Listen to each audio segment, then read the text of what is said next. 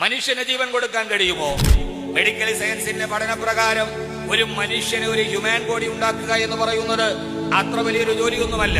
10 gallon വെള്ളവും 7 bar സോപ്പുകൾ നിർമ്മിക്കാൻ ആവശ്യമുള്ള കൊഴുപ്പും 9000 പെൻസിലുകൾക്കുള്ളിലെ കാർബണും 2200 തീപ്പെട്ടിക്കോലുകൾക്കുള്ളിലുള്ള ഫോസ്ഫറസും ഒരു സാമാന്യം വലിയ ആണിയിലുള്ളത്ര ഇരുമ്പും ഒരു കോഴിക്കോട് വെള്ളടിക്കാൻ ആവശ്യമുള്ള ചുണ്ണാമ്പും ഒരൽപ്പം മഗ്നീഷ്യവും സൾഫറും ശരിയായ അനുപാതത്തിൽ കൂട്ടിക്കുഴച്ചാൽ ഒരു മനുഷ്യന്റെ ശരീരമായി.